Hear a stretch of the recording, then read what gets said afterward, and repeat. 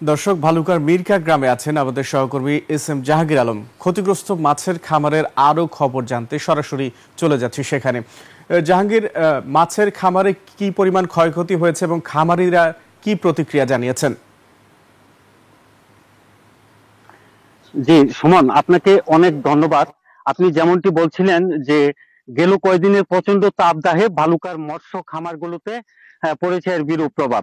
অতিরিক্ত তাপদাহে পানির অক্সিজেন কমে যাওয়ায় একের পর এক খামারের মাছ মরে ভেসে ওঠে।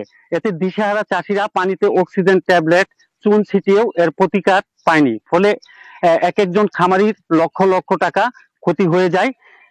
চাষিরা প্রাকৃতিক এই বিপর্যয়ে মূলধন হারিয়ে দিশেহারা হয়ে পড়েছে। মাছের খাদ্যের দাদন ও ব্যাংক ঋণের টাকা পরিশোধের চিন্তায় হতাশায় দিন কাটছে তাদের।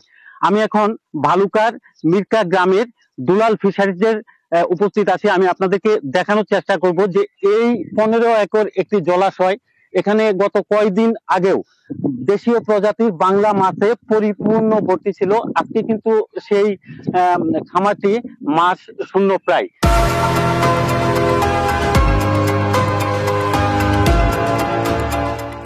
এই ফিশারির মালিক ব্যাংক থেকে 60 লক্ষ টাকা লোন নিয়েছে। তিনি এখন দিশেহারা হয়ে পড়েছেন। আমি আপনাদের এই ফিশারি মালিক দুলাল সাহেবের সাথে আপনাদের সাথে যুক্ত করছি।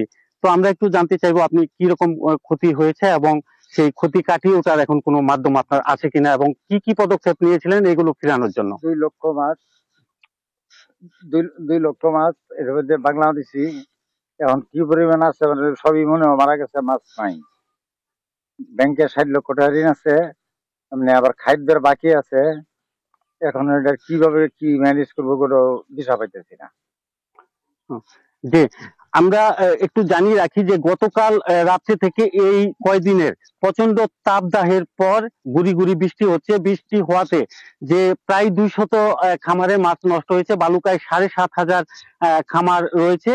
ওই মাছগুলো অন্তত পক্ষে এই মরক থেকে রক্ষা পেয়েছে বলে চাষিরা আমাকে জানিয়েছেন। আমি আপনাদেরকে আরো জানিয়ে রাখি, বালুকা উপজেলা মৎস্য অফিসের তথ্য মতে বালুকায় এবছর 7,500 খামারে 78,000 মেট্রিক টন মাছ উৎপাদন করা হয়েছিল। এই মাছগুলো বিক্রির সময় হওয়ার আগ মুহূর্তে খামার অক্সিজেন স্বল্পতায় 200 খামারের দেশীয় প্রজাতির মাছ মরে সাবার হয়ে যায়। এতে খামারিদের কোটি কোটি টাকার ক্ষতি হয়েছে।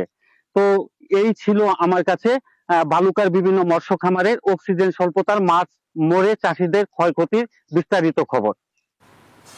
জাহাঙ্গীর, আপনাকে ধন্যবাদ। দর্শক, ভালুকা থেকে যুক্ত হয়েছিলেন আমাদের সহকর্মী জাহাঙ্গীর আলম। তিনি জানাচ্ছিলেন মাছের খামার থেকে সরাসরি খামারিদের কি পরিমাণ আর্থিক ক্ষতি হয়েছে এবং তার সমাধানে কি কি ব্যবস্থা নেওয়া হয়েছে।